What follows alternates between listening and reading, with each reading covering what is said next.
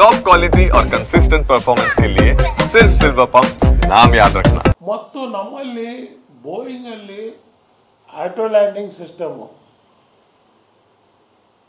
Take off auto landing ಇರುತ್ತೆ, landing automatic ಇರುತ್ತೆ. Auto landing ಹಾಕಿಬಿಟ್ರೆ ಅದು ಕರೆಕ್ಟಾಗಿ ಏರ್ ಟ್ರಾಫಿಕ್ ಕಂಟ್ರೋಲ್ನವ್ರು ಡೈರೆಕ್ಟ್ ಮಾಡ್ತಿರ್ತಾರೆ.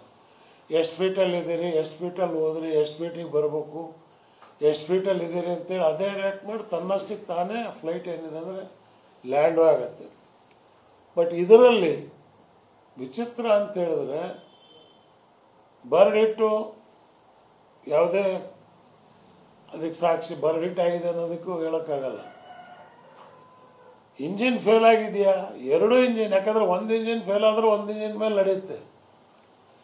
ಎರಡು ಇಂಜಿನ್ ಫೇಲ್ ಆದರೆ 600 ಕಿಲೋಮೀಟರ್ನಲ್ಲಿ ಅದು ಒಂದು ನಿಮಿಷದಲ್ಲಿ ಕೆಳಗೆ ನೆಲಕ್ಕೆ ಅಪ್ಪಳಿಸಿರ್ಬೇಕಾದ್ರೆ ಇದರಲ್ಲಿ ವಿಧ್ವಂಸ ಕೃತ್ಯ ಏನಾದರೂ ನಡೆದಿದೆಯಾ ಫ್ಲೈಟ್ನಲ್ಲಿ, ಇದನ್ನು ಕುಲಂಕುಷವಾಗಿ ತನಿಖೆ ಆಗಬೇಕಾದಂಥದ್ದು ಭಾರಿ ಅಗತ್ಯ.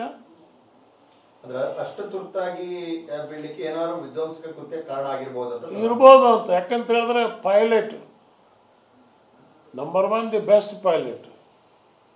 ಎರಡನೇದು ಗ್ರೌಂಡ್ ಇಂಜಿನಿಯರ್ಗಳು ಕ್ಲಿಯರೆನ್ಸ್ ಕೊಟ್ಟಿದ್ದಾರೆ ಟೇಕ್ ಆಫ್ ಆಗೋದಕ್ಕೆ. ಮೂರನೇದು ಟೇಕ್ ಆಫ್ ಆದ ಒಂದು ನಿಮಿಷಕ್ಕೆ ಅದು ಹೋಗ್ಬೇಕಾದ್ರೆ ಏನಿದೆ ಅದರೊಳಗೆ, ಅದು ಹುರಿದು 1,00,000 ಲೀಟ್ರ್ ಫ್ಯೂಯಲ್ ಇತ್ತು ಅದರಲ್ಲಿ. ಒಂದು ಬಾಡಿ ಒಬ್ಬನೇ ಒಬ್ಬ ಅದೇನೋ ದೇವ್ರ ದಯಕ್ಕೆ ಸೀಟ್ ನಂಬರ್ 11A ಕೂತಿದ್ದ ಉಳ್ಕೊಂಡೆ ಅಂತೇಳಿ ಅವರೇ ಸ್ಟೇಟ್ಮೆಂಟನ್ನು ಕೊಟ್ಟಿದ್ದಾರೆ. ಆದ್ದರಿಂದ ಇದು ಡೈಲಿ 5 ಲಕ್ಷ ಪ್ರಾಣಿಕರು ಭಾರತದಲ್ಲಿ ಪ್ರವಾಸ ಮಾಡ್ತಾರೆ. ಇವತ್ತು ಸುಮಾರು 3-3.5 ಲಕ್ಷ ಜನ ಭಾರತೀಯರು, ವಿದೇಶಿಯರು ಇಂಟರ್ನ್ಯಾಷನಲ್ ಫ್ಲೈಟ್ಸ್ಗಳು ಹೋಗ್ತಾ ಬರ್ತದೆ. ಇವತ್ತು ನಮ್ಮ ಏರ್ಪೋರ್ಟ್ಗಳು ರೈಲ್ವೆ ಸ್ಟೇಷನ್ ಆದಂಗಾಗಿದೆ.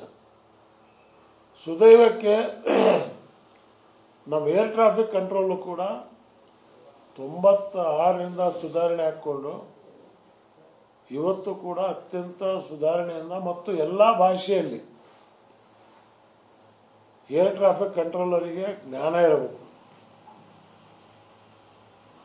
ರಷ್ಯನ್ ಭಾಷೆ, ಇಂಗ್ಲಿಷ್ ಭಾಷೆ, ಹಿಂದಿ ಭಾಷೆ, ಸೌದಿ ಭಾಷೆ. ಯಾಕಂದರೆ ಪೈಲಟ್ಗಳಿಗೆ ಎಲ್ಲ ಭಾಷೆ ಗೊತ್ತಿರಬೇಕು ಅನ್ನೋಕ್ಕಂಥದ್ದು ಮಿಸ್ ಆದರೂ ಕೂಡ ಪೈಲಟ್ ಸ್ವಲ್ಪ ಏರ್ ಟ್ರಾಫಿಕ್ನವ್ರು ಸ್ವಲ್ಪ ಫ್ಲೈಟ್ ಎರರ್ ಆಗ್ತಾ ಇದೆ ಅಂದರೆ ಇಮಿಡಿಯೇಟಾಗಿ ಏರ್ ಟ್ರಾಫಿಕ್ ಕಂಟ್ರೋಲರ್ ಅವ್ರಿಗೆ ಕಾಷನ್ ಮಾಡ್ತಾರೆ, ಹುಷಾರ್, ನೀವು ಬಲಕ್ಕೆ ಇಷ್ಟೇ ಫೀಟ್ ಹೋಗ್ಬೇಕು, ಅಷ್ಟೇ ಫೀಟ್ ಹೋಗ್ಬೇಕು.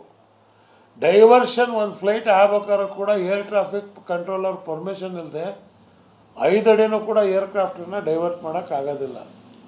ಅದರಲ್ಲೂ ಅಹಮದಾಬಾದು, ಬೆಂಗಳೂರು ಅಂತ, ಡೆಲ್ಲಿ ಅಂತ, ಹೈದರಾಬಾದ್ನಂತ ಬ್ಯುಸಿಯೆಸ್ಟ್ ಇರ್ತಕ್ಕಂಥ ಏರ್ಪೋರ್ಟ್ನಲ್ಲಿ ಇಂಥ ಒಂದು ಏರ್ ಟ್ರಾಫಿಕ್ ಕಂಟ್ರೋಲು ಪಕ್ವಾಗಿ ಕೆಲಸ ಮಾಡ್ತಾ ಇದೆ, ನನಗೆ ವಿಶ್ವಾಸ ಇದೆ. ಆದ್ದರಿಂದ ಇವತ್ತು ನಾನು ಮಾನ್ಯ ಸರ್ಕಾರಕ್ಕೆ, ಸಿವಿಲ್ ಏವಿಯೇಷನ್ ಮಿನಿಸ್ಟ್ರಿಗೆ, ಯಾಕಂದರೆ ಸಿವಿಲ್ ಏವಿಯೇಷನ್ ಮಿನಿಸ್ಟ್ರಿ ಈಗ ಅರ್ಥವೇ ಇಲ್ಲ. ಎಲ್ಲ ಫ್ಲೈಟ್ಗಳ ಮಾರಾಟ ಆದಮೇಲೆ ಮಿನಿಸ್ಟ್ರಿಗೆ ಕೆಲಸವೇ ಇಲ್ಲ. ಈಗ ಬರೀ ಏರ್ ಟ್ರಾಫಿಕ್ ಕಂಟ್ರೋಲು ಮತ್ತು ಏರ್ಪೋರ್ಟ್ ನೋಡ್ಕೊಂಡು ಕೂತ್ಕೋಬೇಕು. ಹಾಗಾಗಿ ಯಾರೂ ಅದಕ್ಕೆ ಇಂಟ್ರೆಸ್ಟ್ ತಗೋತಾ ಇಲ್ಲ. ಸಿವಿಲ್ ಏವಿಯೇಷನ್ ಮಿನಿಸ್ಟರ್ ಅಂದರೆ ಎಲ್ಲರೂ ಇಂಟ್ರೆಸ್ಟ್ ಕಳ್ಕೊಂಡಿದ್ದಾರೆ. ಆಮೇಲೆ ಇವತ್ತು ಇದನ್ನು ಕೂಡಲೇ ನೀವು ಎನ್ಕ್ವೈರಿಯನ್ನು ಅಪಾಯಿಂಟ್ ಮಾಡಬೇಕಾಯಿತು. ಇದುವರೆಗೆ ಅದು ಸುದ್ದಿ ಬಂದಿಲ್ಲ. ಬ್ರಿಟಿಷ್ನವರು ಸಹಾಯ ತಗೊಂಡು ಇದು ಇಂಟರ್ನ್ಯಾಷನಲ್ ಲೆವೆಲಲ್ಲಿ ಏಜೆನ್ಸಿಗಳನ್ನು ಇನ್ವಾಲ್ವ್ ಮಾಡಿ ಬೋಯಿಂಗ್ ಕಂಪ್ನಿಯವರಿಗೂ ಕರೀರಿ, come on tell me what is the fact, why it has happen, what is your opinion. ಆಮೇಲೆ ಮುಂದೆ ಇದಕ್ಕೆ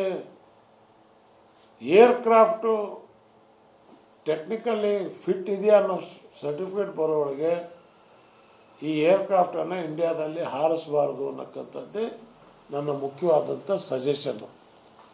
ಅದು ಎಷ್ಟರ ಮಟ್ಟಿಗೆ ಗೌರ್ಮೆಂಟ್ ಆಫ್ ಇಂಡಿಯಾ ಒಪ್ಪಲ್ಲ ನನಗೆ ಗೊತ್ತಿಲ್ಲ. ಬಟ್ ಆ್ಯಸ್ ಎ ಮಿನಿಸ್ಟರ್ ನಾನು ಕೊಡಬೇಕಾದಂಥ ಸಲಹೆಯನ್ನು ಕೊಟ್ಟಿದ್ದೀನಿ. ಇದರಲ್ಲಿ ಕೋಲಾರ್ ಡೈರೆಕ್ಟರ್ ಜನರಲ್ ಇದ್ದರು, ಸಿವಿಲ್ ಏವಿಯೇಷನ್ ಡೈರೆಕ್ಟರ್ ಜನರಲ್, ಅವರೇ ಟೆಕ್ನಿಕಲಿ ವೆಲ್ ಕ್ವಾಲಿಫೈಡ್ ಪರ್ಸನ್, ಅವರಿಗೆ ಅನಿಲ್ ಬೈಜಲ್ ಅವರಿಗೆ ಮತ್ತು ಏರ್ ಟ್ರಾಫಿಕ್ ಕಂಟ್ರೋಲಿಂದ ಇಂಡಿಯಾ, ಬ್ರಿಟಿಷ್ ಮತ್ತು ಬೋಯಿಂಗ್ ಕಂಪ್ನಿ ಇದನ್ನು ಕೂಡಿಸಿ ನೀವೊಂದು ರಿಪೋರ್ಟನ್ನು ಇಮಿಡಿಯೇಟಾಗಿ, ಯಾಕಂದರೆ ಇದು ತಡ ಮಾಡೋಂಗಿಲ್ಲ, ವಿತಿನ್ 30 days ಬ್ಲ್ಯಾಕ್ ಬ್ಯಾಗ್ ಸಿಕ್ಬಿಡ್ತಾರೆ, ನಿಮಗೆ ರಿಪೋರ್ಟ್ ಸಿಗ್ಬಿಡುತ್ತೆ. 24 hours ರಿಪೋರ್ಟ್ ತೆಗಿಬೋದು. ಅದನ್ನು ಮಾಡ್ತಾರೆ ಅನ್ನೋಕ್ಕಂಥ ವಿಶ್ವಾಸ ನನಗಿದೆ. ನನ್ನ ಅನುಭವ ಏನಿದೆ ಅದನ್ನು ಹೇಳಿದ್ದೇನೆ.